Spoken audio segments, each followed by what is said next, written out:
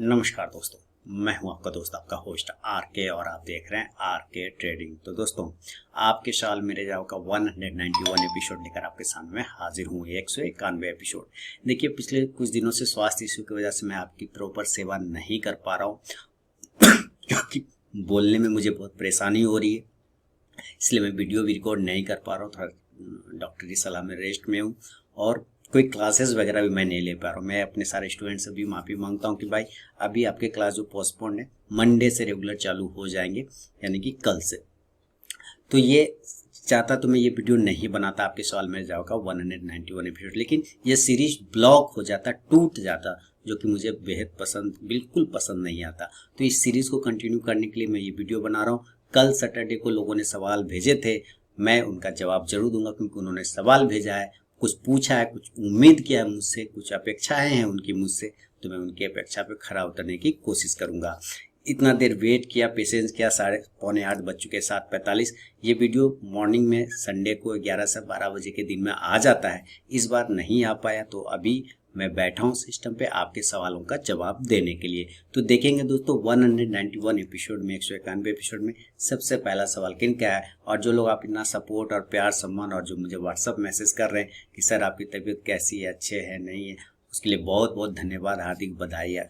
मैं खुद को देना चाहूँगा कि मुझे आप जैसे लोग व्यूअर मिले, आप जैसे दर्शक मिले, और आप जैसे लोग मुझे चाहने वाले मिले, तो बहुत बहुत धन्यवाद। तो चलिए शुरुआत करता हूँ आपके सवाल मेरे जवाब का 191 एपिसोड, और देखते हैं सबसे पहला सवाल किनका है।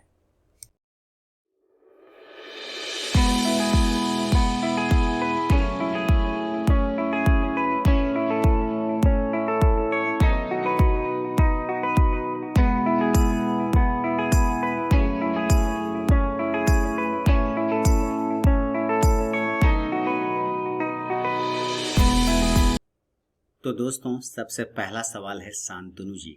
शांतनु जी ने दिल्ली से लिखा है, सर मैं ऑप्शन ट्रेडिंग करता हूँ, जिस स्ट्रेटेजी को मैं फॉलो करता हूँ वो मेरी खुद की डेवलप्ड है, 10 में से 8 बार काम करती है। Very good. ये चीज़ें बहुत अच्छी चीज़ है कि अगर कोई चीज़ आपने डेवलप किया है और वो आपके लिए काम कर रही है, बहुत बढ़िया। लेकिन सर मेरी एक प्रॉब्लम है, जब प्रॉफिट हो रहा होता है तो जल्दी से बुक कर लेता हूँ कि खुशी आना स्टार्ट हुआ, आप खुशी से भाग जाते हैं।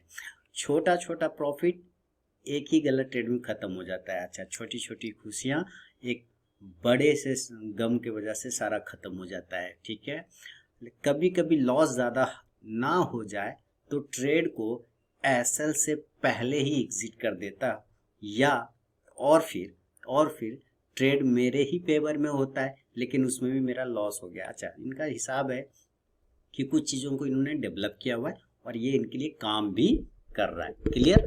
ठीक है। और दूसरी बात है कि ये प्रॉफिट भी बुक करते हैं, छोटा छोटा प्रॉफिट बुक करते हैं, और जब एक बार लॉस होता है तो सारा प्रॉफिट जो है वो एक ही लॉस में ख़त्म हो जाता है, एक गलत ट्रेड में ख़त्म हो जाता है। मान लीजिए इन्होंने 8 बार प्रॉफिट बुक किया यही कह रहा, तो प्रॉब्लम होगा मुझे बोलने ही नहीं देता है तो है क्या है कि 8 बार प्रॉफिट हुआ, एक गलत ट्रेड पड़ा, वो 8 ट्रेड का प्रॉफिट लेके ख़त्म हो जाता है। अब यहाँ पे क्या है कि कभी कभी डर लग जाता है इनको, और ये ज़्यादा लॉस ना होता है, इस वजह से ये स्टॉप लॉस से पहले ही ट्रेड को एग्जिट कर देता है। फिर देखते हैं, यानी कि वो नीचे आ रहा होता है और ट्रेड को एग्जिट ही कर देते हैं, स्टॉप लॉस कटने नहीं देते। और फिर देखते हैं थोड़ी देर में कि वो स्टॉप लॉस तक भी नहीं गया, वापस इनके टारगेट की तरफ चला गया, और तब तक में ये तो लॉस बुक कर चुके होते हैं। तो सर मैं क्या करूं, प्लीज़ गाइड मी, ये लिख रहे हैं। ये बिल्कुल साइकोलॉजिकल इशू है, ट्रेडिंग इशू नहीं है। शांतनु जी, कृपया ध्यान से सुने मेरी बातों को और सीरियसली सोचें। इस दुनिया में मैं जो बोलूँगा अभी, हो सकता है आज अभी जितने लोग ये वीडियो देख रहे हैं, जितने लोग आज से आने वाले कुछ महीनों बाद देखेंगे, कुछ साल बाद देखेंगे, उस वक्त उनको ये बात समझ में नहीं आएगा जो जिस वक्त देखेगा, लेकिन उसके कुछ महीनों के बाद, कुछ साल के बाद ये बात समझ में आएगा। जैसे आज आप देखेंगे, बहुत सारे लोग देखेंगे, तो हो सकता है जो मैं कहूँगा वो अभी समझ में ना आए, ठीक है, लेकिन कुछ महीनों और कुछ सालों के बाद समझ में आ जाएगा। स्ट्रैटेजी नाम का जो वर्ड होता है, जो आप लिख रहे हैं कि एक स्ट्रैटेजी मैं फॉलो करता हूँ, तो स्ट्रैटेजी नाम का कोई वर्ड मैं मानता ही नहीं, होता ही नहीं, नहीं होता, एकदम जान लीजिए। स्ट्रेटजी नाम का कोई चिड़िया ही नहीं होता। ये जो वर्ड है ना शांतनु जी, ये आपको अट्रैक्ट करने के लिए मार्केट माफियाओं द्वारा बिल्ड किया गया है। स्ट्रेटजी सिखा दूंगा, स्ट्रेटजी सिखा दूंगा, स्ट्रेटजी सिखा दूंगा, आ जाओ मेरे पास, आ जाओ मेरे पास। ठीक है, इस तरह से स्ट्रेटजी नहीं होता, स्टडी होता है। बात ध्यान से सुनिएगा, स्ट्रेटजी नहीं होता, स्टडी होता है। ठीक है, स्टडी अगर आपका स्ट्रांग है तो स्ट्रेटजी तो बिल्ड होता रहता है, चेंज होता रहता है, आप करते रहते हैं। आपकी स्टडी कमजोर है, आपकी स्टडी कमजोर है, जिसके वजह से आप 10 में से 8 बार काम सही होने के बावजूद एक बार में आपका लॉस रहता है। इसका मतलब स्ट्रेटजी अपनी जगह पे, स्टडी अपनी जगह पे। तो वो स्टडी को आप कैसे मजबूत करेंगे? सबसे पहले तो आपका रिस्क मैनेजमेंट गंदा है, बहुत गंदा है ना। क्योंकि अगर 10 बार आपने किसी को मारा, एक सोचिए मोटा मोटी कि सॉरी भाई, इसके लिए गाली मत दीजिएगा कि मैं बीच बीच में खांस रहा हूँ, है ना, माफी चाहूंगा, पहले मैंने बोल दिया कि आपका मोहल्ले में लड़ाई हो गया शांतनु जी, पूरा फैटाफैटी हो गया, आपने 10 फैट मारा धड़ाधड़, 10 फैट किसी को सामने वाले को मारा, उसका मुंह दांत सब झाड़ दिया आपने, फिर भी बंदा खड़ा है, गिर गया और उठा, और उसने एक बार मारा आपको और आप पूरा धराशायी हो गए और फिर आप उठे ही नहीं। इसका मतलब सोचिए कि वो बंदा कितना मजबूत है, जो 10 बार जिसको आपने 8 बार मारा और फिर भी उसको कोई फर्क नहीं पड़ा, और उसने एक बार मारा आप गिर गया। इसका मतलब क्या लिखा आपने, यहाँ पे मैं मेंशन करता हूँ, यहाँ आपने क्या लिखा है, आपने यहाँ पे लिख दिया है कि 10 में से 8 बार। बिल्कुल सही होता है आपके साथ, बिल्कुल कोई प्रॉब्लम ही नहीं है। ठीक है, 10 में से 8 बार, यानी कि 10 बार 8 बार आप जीत गए, 8 बार आप जीत गए। ठीक है, और एक बार में उसने मारा और आपको उल्टा दिया, इसका मतलब है वो मजबूत है, इसका मतलब उसका खान पान बहुत अच्छा है, उसका पढ़ाई बहुत अच्छा हुआ मार्केट के हिसाब से। आपकी पढ़ाई कमजोर है मार्केट के हिसाब से। आपका रिस्क मैनेजमेंट, कौन सा मैनेजमेंट भाई, तो रिस्क मैनेजमेंट मैं यहाँ पे क्लिक करके लिख देता हूँ, यहाँ रिस्क मैनेजमेंट जो है सर आपका गंदा है बहुत। रिस्क मैनेजमेंट सुधारिए। रिस्क मैनेजमेंट ही एक ऐसा स्ट्रेटजी है पूरे स्टॉक मार्केट जो आपको बचा सकता है, किसी को भी बचा सकता है, चाहे वो नया ट्रेडर हो, पुराना ट्रेडर हो। आप किसी को भी सुनेंगे, किसी को भी एनीबॉडी एल्स, सब लोग एक बात बोलेगा, सारे लोग एक बात बोलेंगे, क्या बोलते हैं कि रिस्क मैनेजमेंट फॉलो करिए भैया, रिस्क मैनेजमेंट फॉलो करिए, ऐसे ट्रेड मत करिए, रिस्क मैनेजमेंट फॉलो करिए, वो ऐसे बात बोलता है। तो रिस्क मैनेजमेंट क्या है, कितना आप पचा सकते हैं खाना। मान लीजिए आपको 5 रोटी खाने का कैपेसिटी, में 8 खिलवा दूं तो आपका क्या होगा, पेट एकदम फट जाएगा, एकदम दिमाग उल्टी पुल्टी होने लगेगा। इसका मतलब वो कंफर्ट खत्म हो जाएगा, वो कंफर्ट जोन खत्म हो जाएगा, वो एरिया खत्म हो जाएगा जहां पर से आपको परेशानी स्टार्ट हो जाता है ना। तो ठीक है, अब उसी चीज को मार्केट में लाइए कि वो कौन सा एरिया है आपका, कौन सा एरिया है आपका जिसके ऊपर लॉस हो जाने के बाद आपका कंफर्ट खत्म होने लग जाता है, आपको बेचैनी, गर्मी, पसीना, एकदम माधुरी दीक्षित वाला दिल धक धक, इस टाइप का फीलिंग होने लगता है। ऐसा कौन सा वो एरिया है, एरिया दैट मीन्स कितना लॉस हो जाने के बाद आपको परेशानी स्टार्ट हो जाता है। देन वहां पर एक लाइन लगा लीजिए कि भाई अगर 2000 का मैं लॉस बर्दाश्त कर सकता हूं तो 2000 मेरा कंफर्ट जोन है। एक एग्जांपल सुन लीजिए, है ना, हड़बड़ाना नहीं है कि 2000 का मेरा कंफर्ट जोन है, मैं 2000 तक टेंशन नहीं लेता, मान लीजिए, ठीक है। तो 2000 के ऊपर जाएगा तभी तो टेंशन है। तो ये कंफर्ट जोन आपको पता होना चाहिए कि आपका कौन सा कंफर्ट जोन है। अगर आपका कंफर्ट जोन आपको पता है ना तो फिर आपका ये स्ट्रेटजी बहुत ही सुंदर काम करेगा, क्योंकि फिर आपको पता है कि कब काटना है। अब होता क्या है कि आपने अगर मान लीजिए प्रॉफिट होने लगता हुआ तो आप ले लिया, अच्छी बात है, प्रॉफिट लेके भाग गए छोटे प्रॉफिट में तो वो दिक्कत नहीं है, वो ठीक बात है। लॉस में बैठे रहते हैं, 2000 का भी आपका कंफर्ट जोन है, आप उसको भी पार हो जाते हैं, 3000 हो जाता है, 4000 हो जाता है, 5000 हो जाता है लॉस, फिर भी आप बैठे थे, इसीलिए आपको लॉस होता है। आप अपना वो कंफर्ट जोन डिसाइड करिए कि किस जगह से आपको हाजमा खराब स्टार्ट हो जाता है, पेट में दर्द शुरू हो जाता है, आंख के सामने अंधेरा छाने लग जाता है, पसीना आने लग जाता है, अगर वो एरिया पता चल गया आपको, आप वहीं से एग्जिट कर जाइए, कट कर दीजिए खट से, जैसे वहां तक आया। बात समझ में आ रही है? आ रही है ना? तो मुझे भाई देखिए भाई, फिर से कह रहा हूँ, गाली मत दीजिए ये खांसी के चक्कर में। बहुत मुश्किल से ये वीडियो बनाने बैठा हूँ, अभी रात में 8 बजे के आसपास। सॉरी। अब तो आपको समझ में आ गया शांतनु जी? यही बाकी आपकी स्ट्रैटेजी अपनी जगह टू गुड है, क्योंकि आपको प्रॉफिट दे रही है। बिल्कुल बिलीव करिए उसके साथ, भरोसा करिए उसके साथ और बने रहिए, ठीक है? चलिए, तो शांतनु जी के सवाल के बाद बढ़ूंगा अगला सवाल की तरफ। और देखिए अगला सवाल किनका है। देखिए गणप्रीत सिंह साहब ने चंडीगढ़ से लिखा है कि hope you are fine by the grace of almighty. फिलहाल अभी तक तो हूँ सर। सवाल लिख रहे हैं, which is more advisable, shorting A P और बाइंग सी, और shorting A C buying P while trading in index option. मैं सेलिंग करता ही नहीं, इसलिए मैं बता नहीं पाऊंगा। मैं ऑप्शन सेलिंग करता नहीं, सीधी सी बात है। मैं ऑप्शन सेलिंग नहीं, मैं बायर, मैं वही करता हूँ। मैं दोनों काम करूंगा तभी तो मैं बता पाऊंगा कि कौन ज़्यादा अच्छा है, सेलिंग या बाइंग।